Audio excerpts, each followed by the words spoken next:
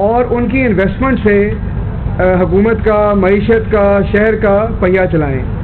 اور یہ وہ سوچ تھی جو آج تک حکومت میں نہیں تھی، اور میں سمجھتا ہوں کہ سی بی ڈی اس سوچ کی تبدیلی کا نام ہے.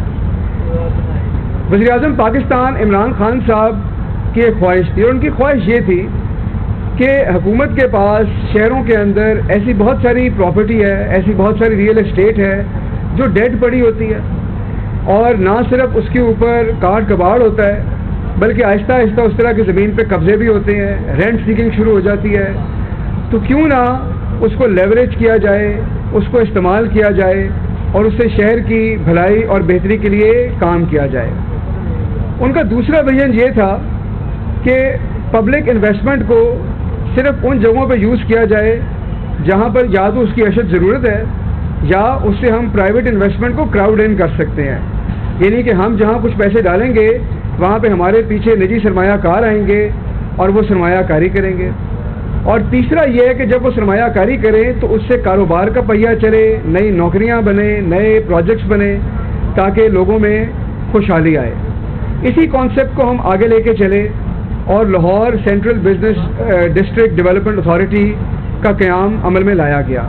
یہ ایک ایسا ادارہ ہے جو پرائیویٹ سیکٹر کی سوچ کے ساتھ پبلک سیکٹر کے اندر کام کر رہا ہے. اس ادارے کے بھی 3 بڑے اہم مشن ہیں. ایک تو یہ ہے کہ سب سے پہلے یہ ماحول دوست ادارہ ہے، اور ان کا مقصد یہ ہے کہ لاہور میں جہاں آج ہم اسموگ جیسے مسائل کا سامنا کر رہے ہیں وہاں پر ایک ایسے شہر کی بنیاد رکھی جائے جو کہ ماحول کے لیے اچھا ہے، جہاں پہ اسموگ کا خاتمہ ہو، جہاں پہ لوگ صاف ہوا میں سانس لے سکیں، جہاں پہ ایک اتنا اچھا ماحول ہو کہ سرمایہ کاروں کا خود بخود دل کرے کہ وہ ادھر آئیں اور اپنے پیسے لگائیں. تو یہ پہلی چیز ہے.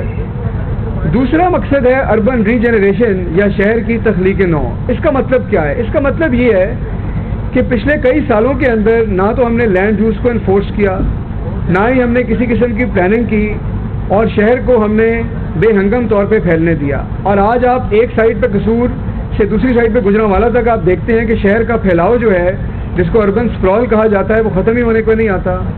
اربن سپرال سے جو شہر کی ایجنسیز ہیں وہ بھی بے بس ہو جاتی ہیں. وہ آخر شہریوں کو سہولیات کہاں سے کہاں تک دیں، کیونکہ شہر کا تو ختم ہونے کا نام ہی نہیں لیتا.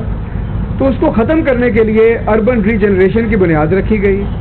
اور ورٹیکل گروتھ، یعنی کہ ہمیں اپنے شہروں میں اب اوپر جانے کی ضرورت ہے، باہر جانے کی ضرورت نہیں.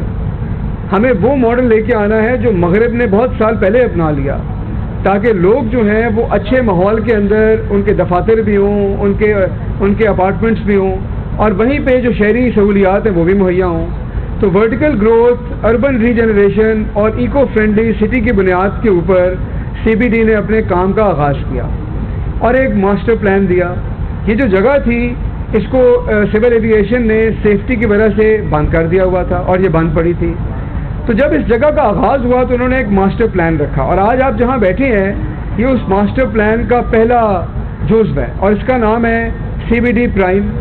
اور یہاں پر انہوں نے پنجاب کی تاریخ کی ہم نے سب سے بڑی آکشن کی، اور 40 ارب روپیہ آج کی ڈیٹ میں یہ جنریٹ کر چکے ہیں. اس پروجیکٹ کی آغاز صرف اور صرف 10 کروڑ روپے سے رکھی گئی، اور اس 10 کروڑ روپے کے بعد 40 ارب روپیہ خود بخود سی بی ڈی نے جنریٹ کیا. اور انشاءاللہ مارچ 2022 تک یہ 100 ارب جنریٹ کر لیں گے، اور 100 ارب کی فگر ٹچ کرنے جا رہے ہیں. مارچ 2023 تک یہی 100 ارب 200 ارب میں تبدیل ہو جائے گا. اور ان کا لانگ ٹرم ویژن یہ ہے کہ انہوں نے 1000 ارب جنریٹ کرنا ہے. وزیر اعلیٰ پنجاب عثمان بزدار صاحب نے سی بی ڈی کے لیے انویسٹمنٹ کا ٹارگٹ 1000 ارب رکھا ہے، اور اس سے جو بزنس ایکٹیویٹی جنریٹ ہوگی اس کا ٹارگٹ رکھا گیا ہے 2500 ارب.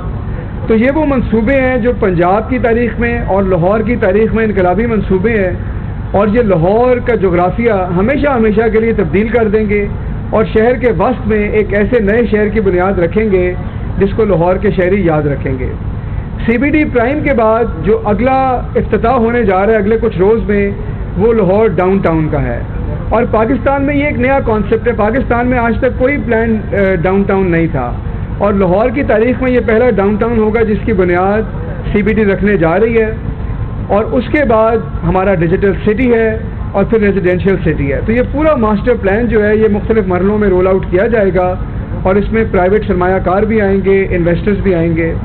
یہاں پہ کچھ بہت دلچسپ چیزیں ہونے جا رہی ہیں. جیسا کہ میں نے آپ کو بتایا کہ وزیر اعلیٰ نے ہدایت کی تھی کہ اس کو آپ نے ایک ماحول دوست شہر بنانا ہے, تو یہاں پر سڑکیں جو ہیں وہ نیلی ہوں گی. اور بلو روڈز ایک ایسا کانسیپٹ ہے جو دنیا کے بڑے ملکوں میں ہے. قطر کے اندر آپ جائیں تو آپ کو وہاں بھی ملتی ہیں, لیکن پاکستان میں ایسی کوئی ریت نہیں رکھی گئی